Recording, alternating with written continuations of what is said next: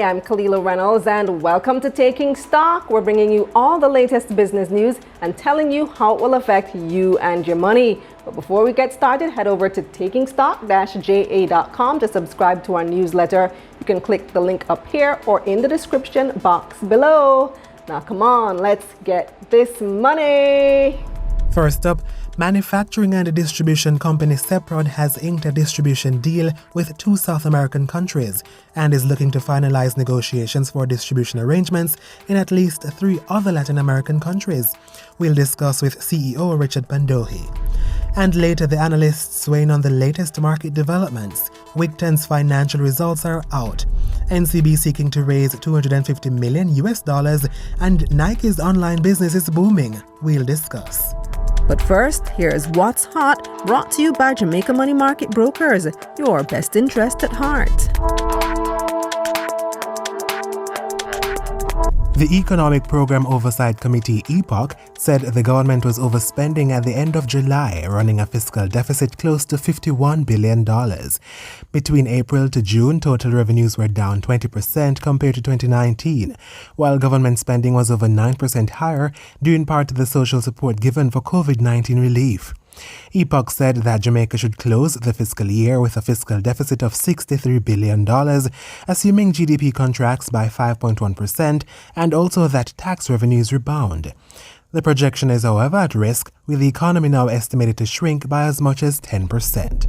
The directors of NCB Financial Group have upsized an offer to raise up to $250 million overseas. The initial transaction of $175 million was oversubscribed. The order will allow the bank to continue offering its credit card holders the right to buy goods in hard currency. The funds will cover future transactions in case some go bad. It will also help the bank to maintain a debt portfolio while reducing financial risks. The transaction will be rated by Fitch Ratings and placed in the international private placement market by Westwood Capital LLC as arranger. The transaction is expected to close by September 30, 2020. Meanwhile, NCB Cap has extended the bond for Guardian Holdings Limited until tomorrow, September 30. The Trinidad-based insurance company is seeking to raise $13.4 billion from its corporate bond offer in Jamaica. The offer was initially scheduled to close on Friday, September 25. NCB Financial Group, which has a majority stake in the company, is planning to use the proceeds to support a GHL subsidiary. The minimum subscription is $1 million. Regional rating agency CARICRIS has assigned a CARI AA and a JMMB rating to the bond. Jamaica Producers Group sold 22% of its 32% shareholding in a real estate and management company, SAJE Logistics Infrastructure Limited, for $1.9 billion. JPG sold the stake to the owners that manage SAJE. However, JPG said it will use the proceeds sale to continue to invest in its food and logistics infrastructure businesses. JPG will retain a 9.5% interest in SAJE through its subsidiary Kingston Wharves Limited. Barita Investments expects the new ordinary shares from its additional public offer APO to begin trading on the Jamaica Stock Exchange by tomorrow, September 30. The basis of allotment of the new ordinary shares was announced recently, with full allotment for the parent company Cornerstone, small investors, and the group consisting hotel workers, farmers, and civil servants. The pool of existing shareholders, Barita clients, and key investors have been allotted 74% of shares, while 60% has been allotted to the non-reserved pool. Refunds to applicants where applicable will occur on or by the end of day on October 2. What's Hot was brought to you by Jamaica Money Market Brokers, your best interest at heart. When we come back, Seprod CEO Richard Pandohi joins us.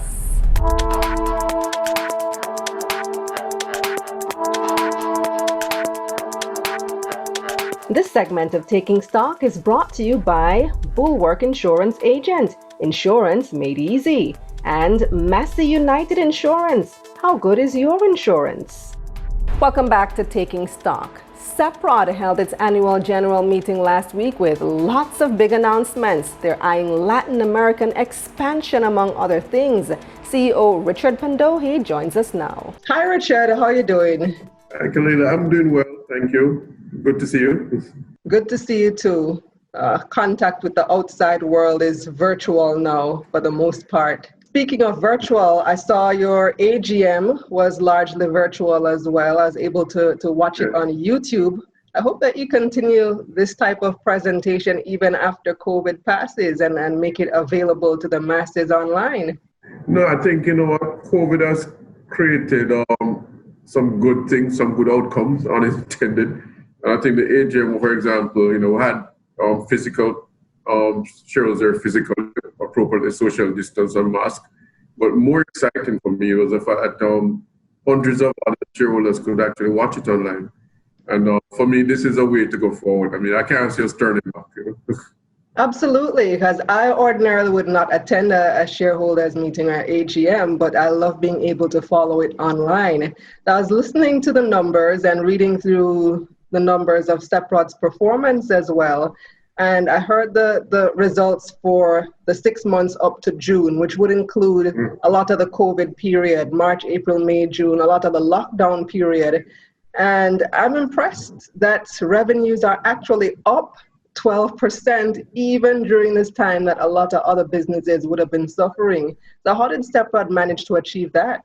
So, I mean, the results are a reflection of two things. One is the fact that we'd started a journey a few years back, and we made some tough decisions, to be honest with you. I mean, one of which was closing the sugar factory. We also acquired the Nestle factory, condensed rain Bogwalk. We consolidated with the Surge factory that we had in St. Thomas. So we did some massive projects. We bought the face. So we made a number of big projects. So what this year was, from when we went into 2020, we knew that we're going to our best year ever. And then COVID came. But anyway, so we were doing our best year ever. So we knew we were going to deliver strong results versus what we have delivered over the last few years.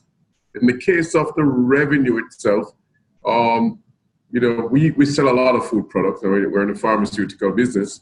So definitely March, April is an uptick in food purchase. People bought more and people were at home more, were apparently consuming more. I look at my own household. I mean, even my children cooking now, everybody's cooking. So we see an increase in consumption, and the pharmaceutical was very strong. I mean, as people try to get more vitamin C, medication. So we're fortunate that we have in our portfolio, we have two strong categories that have driving growth. And we see that continue for the rest of the year. That does make sense, because I do notice that manufacturing distribution companies, their performance has largely been unaffected by the pandemic for some of the same reasons that you mentioned. So people have been consuming a lot since they're staying at home and so forth. But speaking of the pandemic, so how has it impacted your operations? Apart from having that opportunity for sales, how has it impacted operations at your plants, for example? Right, so we have several factories and distribution center, and the most important priority for us now is the safety of our people, right? I mean, we're not being altruistic necessarily, we're practical, because without our people, our most important resources, nothing can happen. Factories can't run, distribution can't happen. So as a result, we have put in a lot of stringent measures, protocols to ensure that our people are protected, our environment is safe. We're doing very active contact tracing, and we've also put in place things that where shifts are separated. So what it means is that the measures we have put in place have created a level of inefficiency in the operations, because we can't, we have to interrupt plant operations to allow people to get in and out of interfacing with each other. It has driven up costs a lot. I mean, we have had to increase significantly our transportation of our workers. We do not want them getting into the public transportation space. And also with the curfews, etc., there's no availability of public transportation after certain hours. So that has certainly increased costs. In some operations, we've had to house more, like keep them on property, critical workers. So overall, it has increased costs in that way. But on the flip side, at this moment, we have 175 team members who are working remotely, especially in the out of how many? We have roughly 1,600 direct employees. So just about 10%, a little bit less than 10%. I think it's 12% they told me or whatever. So I may have the total employed a little bit wrong. But I know over 175 working remotely, and we expect to get that to around 230. I mean, we can't go more than that because the rest of the team members are in the manufacturing space. And those working remotely is not an established way of how we're going to do things. I mean, yesterday I met with a number of our team members and said, listen, guys, we're keeping this is not a COVID thing anymore. This is the way we're going to do business. And you know, it's a win-win for the employees, especially the mothers. You know, who a lot of the kids now can't go back to school. So this has become a very convenient way of working for them. It has affected us. It's just made us a lot more vigilant in a lot more things. And I mean, just the communication, it's a cultural change in Jamaica. We're just not used to operating on this level of stringency, wearing masks, social distancing. We're very friendly, loving people. People, just constant reinforcement of how we need to operate, taking the Ministry of Health protocol, and we're actually using it only as a guideline because we're operating well above it. We see it as a responsibility not only to our workforce, but trying to get our workers to be in a space where they can go back to their communities and their home and become ambassadors for the whole health agenda. At the AGM, you spoke about opportunities that the pandemic has created for Jamaican businesses in general. So what are those opportunities that Seprod has identified, and how are you taking advantage of them? So some of the revenue growth you've seen for the first half of this year is related to our export growth. What has happened is that the pandemic has created significant disruption in just the global supply chain. And also, when you look at Latin America, for example, specifically, they've had a rough time with the COVID virus. I mean, Brazil has, it's having a rough time. So a lot of their factories have had interrupted production or producing at a lot lower capacity output than before. So what has happened is that suddenly we have found ourselves in a position because Jamaica has done very well. I mean, we're sometime of ourselves, and rightfully so, because we set ourselves a high standard. But Jamaica has done well. We have not locked down, so we have continued production going. So now we're finding companies reaching out to us and say, can you supply us with XYZ? And Seprod has jumped into that space. We're now supplying from the wheat plant. We're supplying, animal feed products to Ecuador, Colombia. We're supplying, our flour is now growing in Trinidad and other markets that we've not been in before. In terms of the dairy products, we're seeing definite increase on contract manufacturing companies coming to us. Can you produce for us? Because our supply is now out. So a lot of those opportunities have turned up, and we're very pleased because that's opened doors that hitherto we would have had a very difficult time getting in. I would have had to invest a lot more. So we're seeing contract manufacturing opportunity, direct export in some markets. We had expected a 20% growth year on year with export. We have now adjusted that growth to 40%. 40%, wow. Yes, that really is a positive outcome for you as a result of the pandemic. I heard you mention too that you've exported fresh milk for the first time to Trinidad and Tobago. Yeah. Thanks for reminding me of that. I'm very pleased about that. So, a lot of the milk in Jamaica dairy industry is a fraction of what it used to be. In the heydays, we used to produce, 40 million liters of milk. Now the country barely produces 13, 14 million liters. Most of the milk in the region, the CARICOM region, actually imported from Europe. And, obviously that is also been interrupted. And it has created an opportunity where we're now exporting fresh milk from Jamaica to Trinidad. And it's the first time we're exporting as a country from Jamaica fresh milk to Trinidad. It's doing very, very well in the market. We're very pleased. And this is going to have the knock-on effect of that is now that it's accelerated our investment, not just in our own farms, but in the farm. We're looking for farmers now throughout the country to say, listen, guys, there's an opportunity, there's a real business. And we're trying to get the farmers going again. And trying to build back Jamaica dairy industry. I mean, we can only advance in a big way if we get the entire dairy fraternity to advance also. All the farmers, we have to bring back Jamaica to what it was. Mm-hmm. You hear that, guys? You hear that, viewers and listeners? Dairy industry, one of the opportunities if you're interested in farming, dairy farming is presenting good opportunities right now, and Seprod is looking for partners in that industry. You mentioned also, Richard, about CARICOM, and I like one of the questions that one of the shareholders asked you about exporting to CARICOM. You said CARICOM, you consider CARICOM actually a domestic market. You don't consider exporting to CARICOM as truly exporting, because that's part of your local market, your domestic market. What other opportunities do you see in CARICOM for export, quote unquote, since it's not really export in your opinion? What are the countries that you see as prime, and what opportunities you see there? The food import bill for CARICOM is astronomical, Khalida. I mean, most of the food that consumed in our region is being imported. Now, people have always underestimated the size of CARICOM. They look at the population of the countries, but that's not what I use to do the calculation. I look at the fact, let's take Jamaica, I mean, as an example, right? We have 4 million visitors per year. Those visitors consume roughly 1.5 times the average person in our local population, right? So their consumption works out to like 6 million. So when you look at Jamaica, for example, it has 9 million population. And if you represent that through CARICOM, Barbados, lots of visitors, St. Lucia, lots of visitors, you realize the size of the CARICOM, the consuming population in CARICOM is a big number. And for a long time, we've always just been, we're always focused on North. We're trying to get to New York, the tri-state area, Miami, London, and, the diaspora markets. In the meantime, a region that is right here, we have a regional trade bloc with similar culture. We know the language, we know the people. We just ignored it. And so that, to me, is an opportunity for the whole food industry to really jump into it a big way. And on top of that, we have the logistics opportunity. You can produce it. Jamaica is one of the only countries can produce it and quickly and easily get to the rest of the region.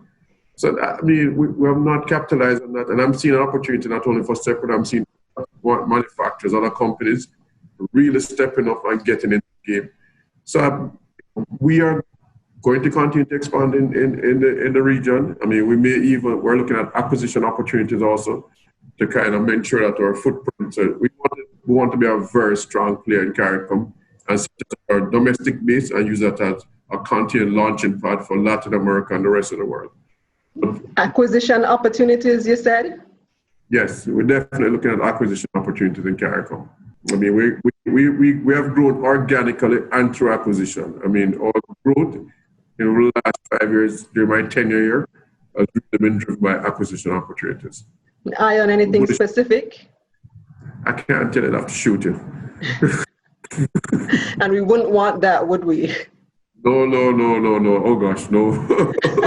But definitely, we're definitely looking at. We're actually in discussions with a couple of opportunities now. But we have always said that we will continue to grow by acquisition because it's in this business, size matters, and you need to get up to a certain size to get economy of scales and just the ability to play at a certain level. And acquisition is what we've been using. Mm-hmm. It's been years in the making, and Seprod is finally out of sugar. How has that impacted your bottom line? Well, first of all, I'm sleeping a lot better. Thank you. The sugar, we've been out of sugar manufacturing. So imagine that if we weren't sugar this year, at the end of the year, we're projected to lose in the sugar business $350 to $400 million. So just not being in the sugar manufacturing, that is money going back to the shareholder. At minimum, $350 to $400 million. That's cash. That's real cash that we're burning. So it was a tough decision. It took us 3 years to exit. I mean, but it was a right decision. It was destroying shareholder value. It was taking away a lot of management time and focus on doing other things. And I'm pleased to say that we believe that the question that shareholders asked, what about St. Thomas? Are you leaving St. Thomas? Now we've kept the sugar cane in the ground, and we're harvesting them and growing them because we're trying to convert to create a whole ecosystem of animal feed, not just for us, but for other farmers in Jamaica. I mean, we just launched, I can show you this, like a cassava flour, gluten-free cassava flour. All the cassava for this flour is coming from St. Thomas. Nice. Yeah, so I mean, and that is from cane farmers who are starting to convert to cassava culture. So, I mean, it's bottom line is that shareholders should be very pleased. I mean, they're going to see the return on their investment that was superior to previous years because of that exit. But at the same time, for the country though, a big company like Seprod leaving sugar sends a signal that sugar, well, this has been a discussion going on for many, many years now, whether sugar is viable at all as an industry for Jamaica. We see where Appleton is recently, given up as well. What are your thoughts on the viability of sugar as an industry for Jamaica? Is it possible? I think we need to move on. I think the environment has changed dramatically. When we lost a preferential pricing agreement out of Europe, it drastically changed the whole economics of it. I think the sugar industry is going to continue to shrink to probably at maximum 2 players to satisfy domestic demand. And the rest of the land, what we ought to be doing is ensuring that we're converting the sugar land into other products that can bring greater value added, create employment. Such as cassava. Cassava, I like cassava, I like sweet potato. I like Irish potato, especially if we get the right variety, we can turn to fries. Two of the 2 most profitable items in fast food enterprise, fries and soft drinks. Fries is right throughout the region. Imagine if we're doing that. We could control them. We could create a lot of value for us. But we need to pick a few things and just do them really well. We should not let those sugar land go to ruin or disperse them into half acre where people build houses on them. These are great lands that we should be converted to other use. So those people who continue fighting for sugar, it's a lost cause, you think? We should just import what we need? So you're going to be able to produce the domestic demand from the sugar factories that are left, like Worthy Park and the Pan Caribbean. So your domestic demand will be met by those factories. Fighting for it, or they're living in they just can't let go. And I guess sugar is, at Seprod, even at Seprod, it was very captivating. People just fell in love with it. I think coming in as an outsider was very helpful because I just didn't have the perspective that we're in this and we've invested so much. I want to make it work. I came in with the thing that, okay, it's not working, we need to exit. And I think that was a benefit of being a new CEO at the time. I was able to have that, I didn't have the emotional attachment to it. But yet, to answer your question, Kalila, we should move on from sugar and find there are so many other opportunities that we can utilize to bring better value. You mentioned shareholders earlier and the value for shareholders. Seprod took an unusual decision this year as it relates to dividends. So in addition to cash dividends, shareholders are also getting shares in Epley Caribbean Property Fund. Tell me why that decision was made to approach dividends that way. Okay, so there are 2 parts to it. So for shareholders who had 20,000 shares and below, they're actually getting pure cash, right?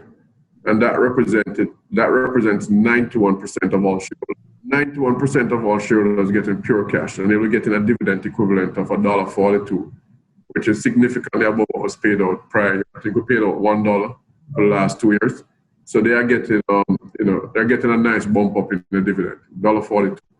For the remaining shareholders, 9%, with 20,000 shares and above, is a combination of cash and the Epley Caribbean shares. Now, what happened that we've started a logistics center. We're building out a massive distribution logistics center. And so we had started a project last year, completed the first phase. And as a result, we were able to relocate one of our operations, Industrial Sales Limited. And so that property, which was in Newport West, we sold to the Epley Caribbean Fund for shares, and then decided to disperse that to the shareholders. So that's how that worked out. The shareholders are getting an asset that is a good dividend yield, 6% dividend yield based in US currency. We thought we were able to give good value to shareholders, and we're hoping to do that because we want Seprod to be the bluest of blue chip stocks. We want people to want it. Thank you so much, Richard. Thank you, Kalila. Thanks for having me. All the best. So there's no light bill mats this week, but your market recap is up next, and then the analysts are standing by. This segment of Taking Stock was brought to you by Bulwark Insurance Agent, Insurance Made Easy, and Massey United Insurance. How good is your insurance? Time now for your market recap, brought to you by Sagicor Investments. Think wealth, think Sagicor Investments.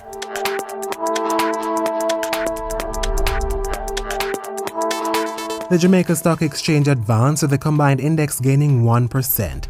99 stocks traded across both the main and junior markets of the JSE for the week ending Friday, September 25, 2020.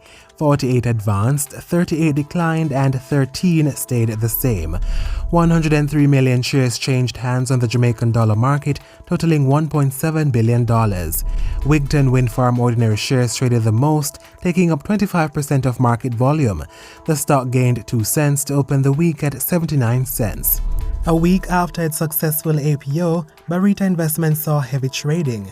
It was the second most traded stock on the market last week, with people buying and selling 18 million shares in the company. Barita also had the week's biggest gains, up 34%. Barita Investments closed last week at $77.91. And Pulse Investments rounded out the most traded, taking up nearly 14% of market volume. The stock gained 65 cents to open the week at $4.98.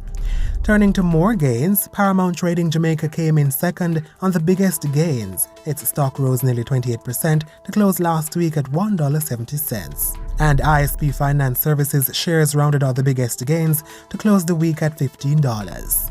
On the losing side now, Community and Workers of Jamaica CCU deferred shares fell nearly 18% to close last week at $1.63.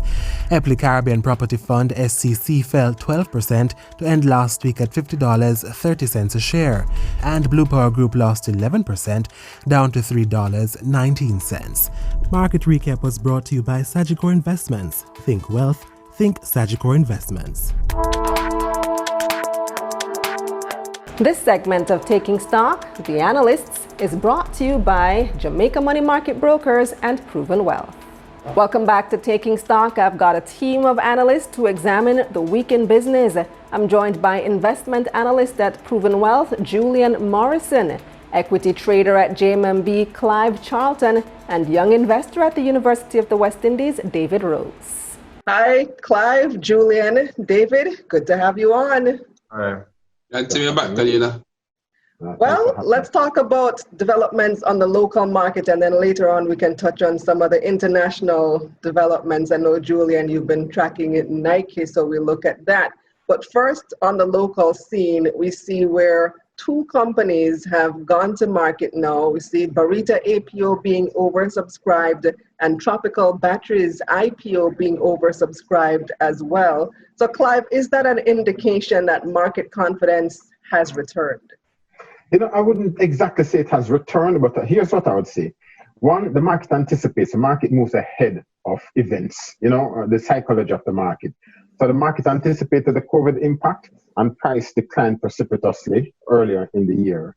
Prices have remained more or less the same. I mean, we see small fluctuations here and there in the average market movement. It would lose a few hundred or a couple thousand points 2 days out of the week, and it gains the next 2 or 3 days. That's how we have seen. So I think the market is more or less at its bottom. What I can say, though, and what is really very evident, and I think several things have been done. One, the COVID thing was handled fairly well to good. I would really be on the more optimistic side of good. I think businesses, though, I think the macroeconomic favorability over the last number of years is playing its role here. Set of persons, people, that if you look at them, if it were pre-2014, would have seen a significant decline in the market activity and a prolonged pessimism in the market. We really haven't seen that much.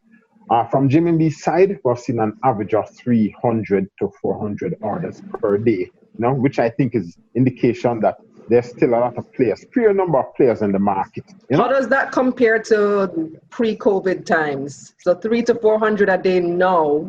How does that compare to what it used to be?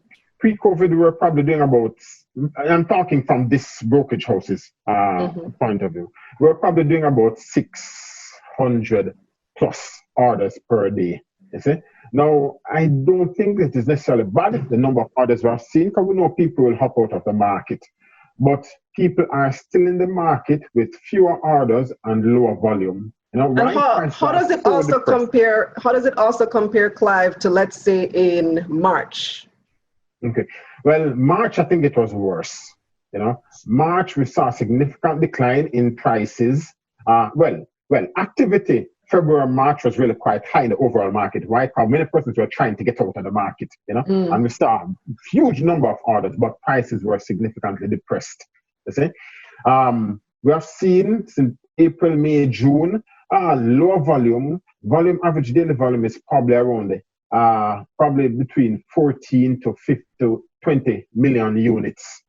As opposed to prior to that, we had 50, 60 million units. But it's sustained over the last several months. Prices are more or less around the same, fluctuating by small percentages, not any significant sustained decline. So the market, I think, is really at its bottom.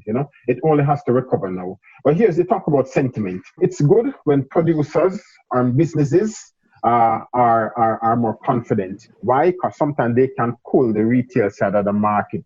And what we've seen, one is a testing of the market. I think Barita is the first company to have come out with the raising of capital, and they were quite successful. They upped their offer and raised.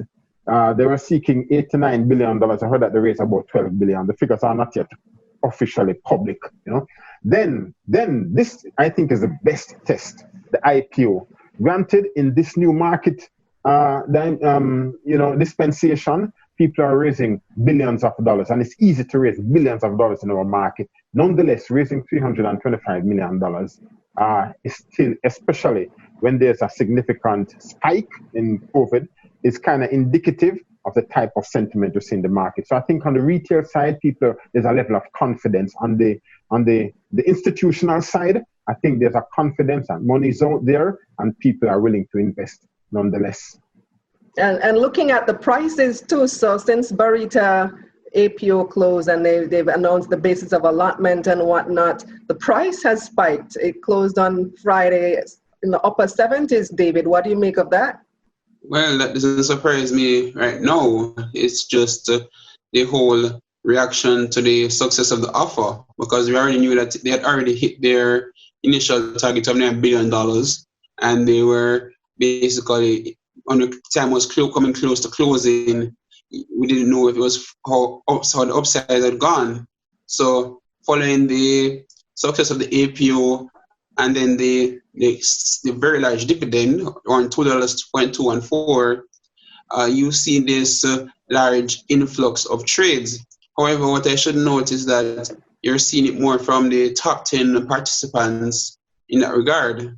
So earlier today, 40 million shares traded across the market for Barita, and the only persons who actually hold that kind of control or size in a company are within the top 10.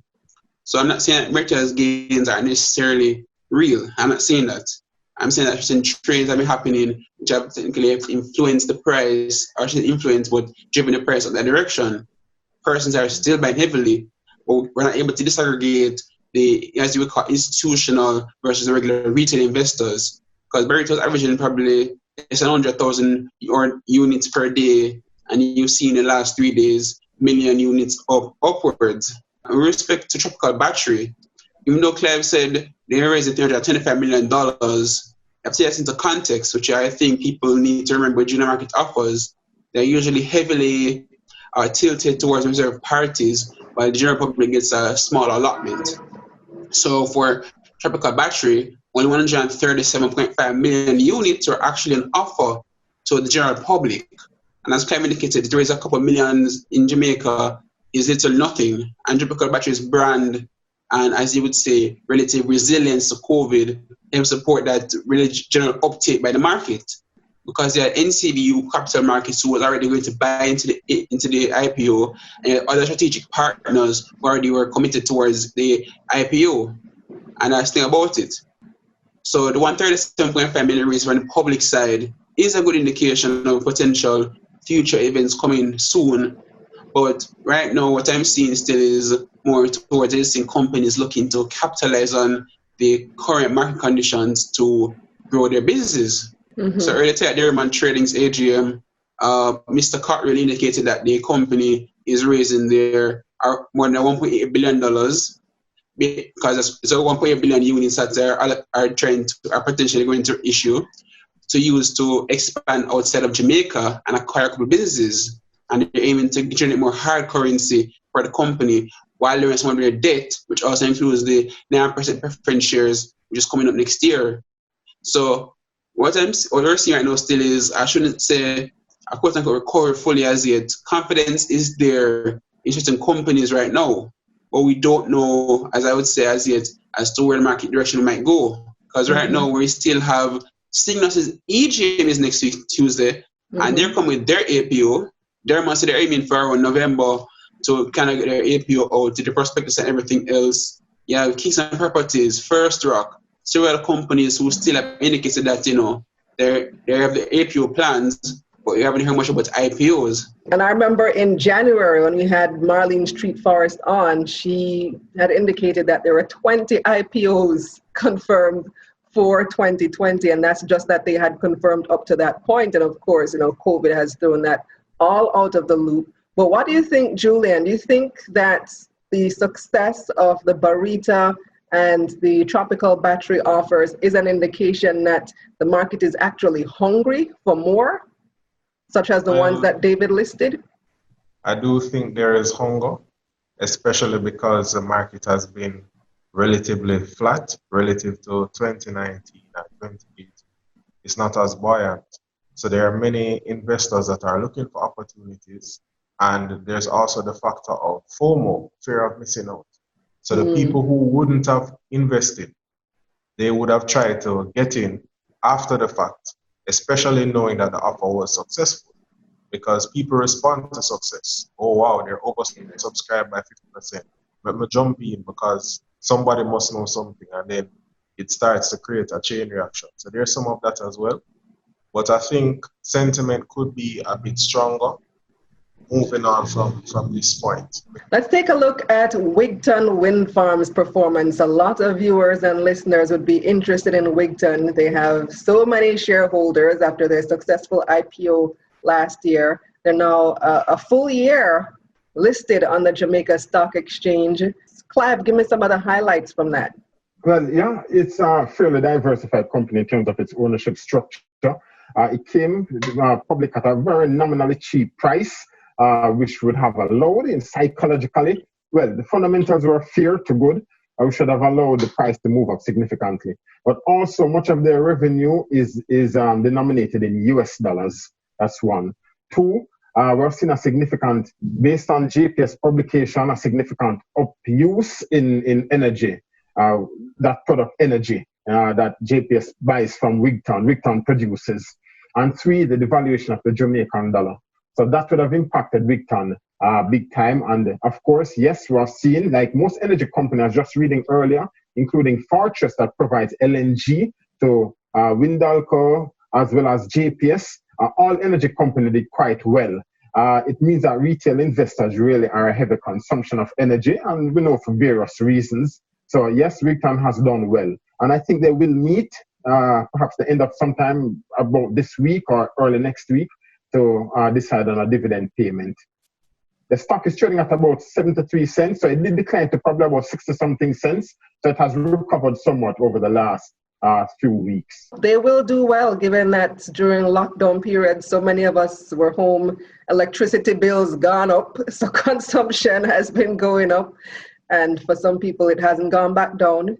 So shouldn't be surprising. So David, let's look at one of your favorite companies, NCB. NCB Jamaica is NCB Financial Group.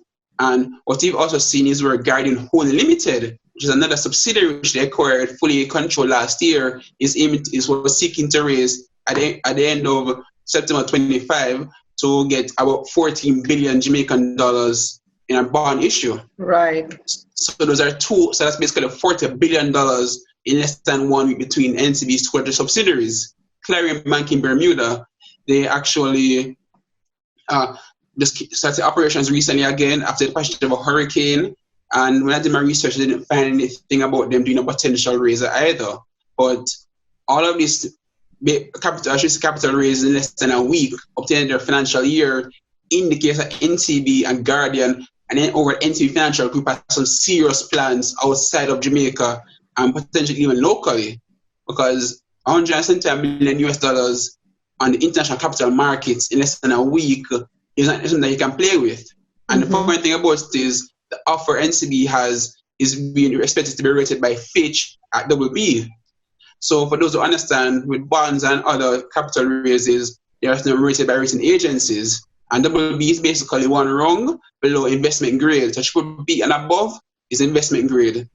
And NCB that's B plus right now. So imagine if COVID hit Jamaica and damage, or as you would say, capital inflow and outflow, that offer could have been rated investment grade, which is something that Dr. Nedrick has pointed out in the future that we want to get towards. As we speak about the international markets, let's come to Nike. I know Julian is excited about this one. So Nike's investments in online shopping and merchandising, e-commerce, have been paying off big time. What did you notice about Nike, Julian? Well, what was interesting about Nike is that we know that it's a blue chip company. They have experienced leadership, and they are the leaders in their field pretty much in terms of athletics and giving that kind of sportswear to consumers in a consistent way. However, because of the challenges around their Q4, which ended in May, they had some issues in adjusting to the COVID-19 shock fast enough. Pretty much many stores would have been shut down in a short space of time, so it would have squeezed them for that period. And as a result, for that period, they actually booked a net loss. And there is a lot of talk on the market around it, but of course, they rebounded in Q2 because they doubled down on their technology, and it has paid significant dividends, for lack of a better word. So it goes to show that being nimble is very important in this time, especially when you're positioning your company globally, because they went from making a net loss in one quarter, a company like Nike, to significantly beating the prior year's quarterly profit for Q1. And what are the lessons for local companies from what Nike has been able to achieve? So they've now said that their online sales have soared 82%, and they now expect half of their sales to come from online. What are the lessons you see for companies locally? Well, the truth is, Kalila, we all are part of a global marketplace. It's no longer about being number one in Jamaica. It's really about trying to understand how can we position firms globally to maximize value for shareholders. Because the reason we're here to do business is to maximize value for shareholders, and the companies that will generate the most value are the ones that are looking at the bigger picture. And the best way to do that, and the most efficient way to do that, as we can see, even outside of the context of the pandemic, is to double down on our online infrastructure. I've seen some companies making announcements. There are many firms, even financial institutions, saying that they want to go deeper into their online solutions so that people can start to open bank accounts without people coming in branch anymore. These type of technological investments will pay major dividends, pun intended, going forward, because this is the future. I think even after in the aftermath of the pandemic, we'll still have a certain orientation towards technology that will allow us to be more tech savvy as a group in terms of our population, because that's where the world is going as well. So it's good to actually be ahead of the wave so that when the wave rises, we're at the top and not the bottom, because the great divide is coming. Makes sense. Thanks so much for joining me. Julian, David, Clive, all the best. Kalila. Okay, Thank you, Kalila. All right, thank you. All right. Take care. This segment of Taking Stock, The Analysts, was brought to you by Jamaica Money Market Brokers and Proven Wealth.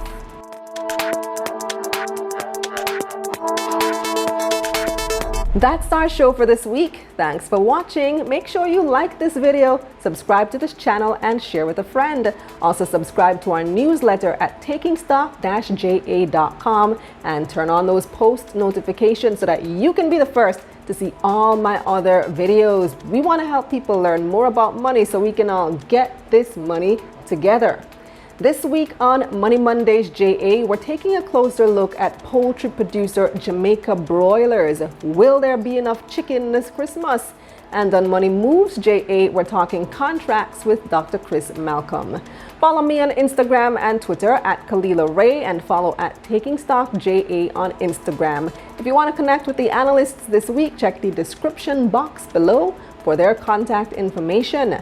Now tell a friend about Taking Stock. Investing is the new sexy, so let's make it cool to talk about money.